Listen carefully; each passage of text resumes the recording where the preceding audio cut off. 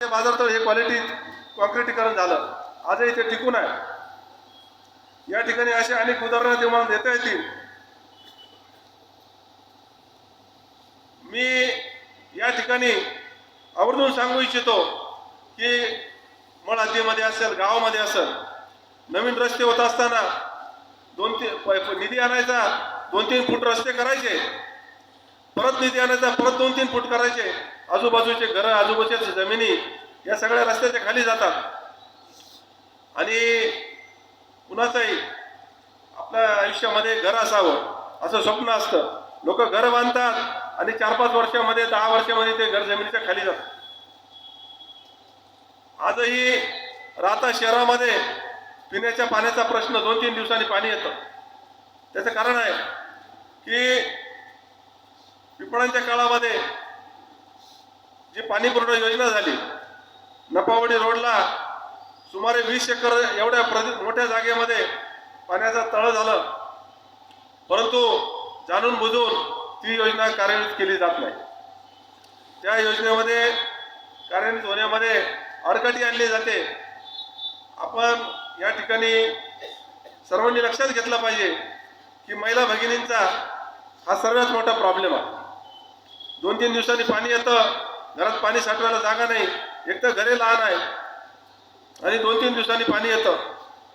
या सर्व गोष्टींवर आपल्याला विचार करावा लागणार आहे। या सर्व गोष्टी करत असताना आपण सत्तेत आल्यानंतर आपल्याला यावर आपण काय काम करणार आहोत हे आपल्याला लोकांना समजून सांगावं लागणार आहे। मी या ठिकाणी 9 वर्षानंतरच्या एवढ्या प्रदीर्घ काळानंतर आज पुन्हा एकदा हा लोकशाहीचा उत्सव या ठिकाणी सुरू झालेला। या निवडणुकीसाठी महाविकास आघाडीच्या वतीने आम्ही नगराध्यक्ष पदासाठी 1 अर्ज व नगरसेवक पदासाठी 20 अर्ज, जेवढ्या जागा आहेत तेवढेच अर्ज भरले।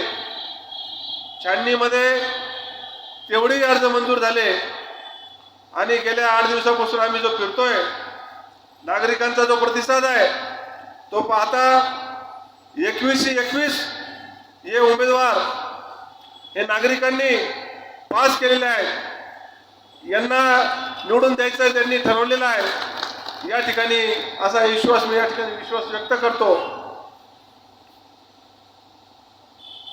राहता शहराची पार्श्वभूमी हे क्रांतिकारी गाव आहे। भारताच्या स्वातंत्र्य लढ्यामध्ये 1947च्या चलेच्या आंदोलनामध्ये, 1942च्या आंदोलनामध्ये या गावामध्ये त्यावेळच्या स्वातंत्र्य सैनिकांनी इंग्रजी अधिकाऱ्यांना धडा शिकवला आणि अन्याय अत्याचार करणाऱ्या इंग्रजी अधिकाऱ्याला या ठिकाणी यमसदनी पाठवलं। हिम्मतबाज गाव आहे, कुणाला न घाबरणारं शहर आहे। या ठिकाणी माझ्या भाषणा अगोदर अनेक वक्त्यांनी दबावाचा विषय घेतला, त्याबद्दल मी बोलणारच आहे। परंतु मला एक जाणवलेलं आहे किंवा मी पाहत आलेलो आहे, हे शहर सहजासहजी कोणाला घाबरत नाही, नवे घाबरतच नाही। 3 फूट पाणी जातं, लाखो रुपये नुकसान होतं। आजपर्यंत त्यांना कुठल्याही प्रकारची भरपाई मिळालेली नाही, कधीही भरपाई मिळालेली नाही। अनेक समस्या आहेत, ते जे गेस्ट हाऊस होत आहे, मी आजही शासनाला, नगरपालिकेला, इरिगेशनला आवाहन करतो की आता हे बंद करा, हे कामामध्ये प्लॅनमध्ये बदल करा। या ठिकाणी बहुमजली 7-8 मजली इमारत बांधा, 2-4 लिफ्ट बसवा आणि पहिले 2-3 मजले हे कमर्शियल द्या, मग ऑफिशियल करा आणि वरचे 3-4 मजले तुम्हाला काय आरामगृह करायचं, विश्रामगृह करायचं, झोपायचं गृह करायचं ते करा। परंतु या बाजारपेठेमध्ये आरामगृह करून लोकांच्या, तरुणांच्या हातात जे काम मिळणार आहे ते त्यांच्या हातातून हिराव घेऊ नका। मी या ठिकाणी अनेक विषयावर खरं तर आज बोलणार होतो। आम्ही राहता शहरासाठी एक विश्वासनामा 2025 हा बनवलेला आहे त्यामध्ये आम्ही सविस्तर काही गोष्टी सांगितलेल्या आहेत. या शहरामध्ये मोठ्या प्रमाणामध्ये ओपन स्पेस आहे. ते सर्व ओपन स्पेस त्या ठिकाणी वृक्ष लागवड करायची. रस्त्याच्या कडेला जिथे जिथे शक्य होईल तिथे वृक्षाची लागवड करायची आणि एक झाडांचं शहर म्हणून आपण या ठिकाणी या शहराला एक नवीन ओळख निर्माण करून देऊ शकतो. त्याचप्रमाणे नगरपालिका म्हणजे नुसतंच रस्ते लाईट गटार नाही आहे. ते या नगरपालिकेचं कर्तव्य आहे, या लोकप्रतिनिधींचं कर्तव्य आहे, या संस्थेचं कर्तव्य आहे की या शहरामध्ये सर्व समस्यांवर आपण तोडगा काढला गेला पाहिजे.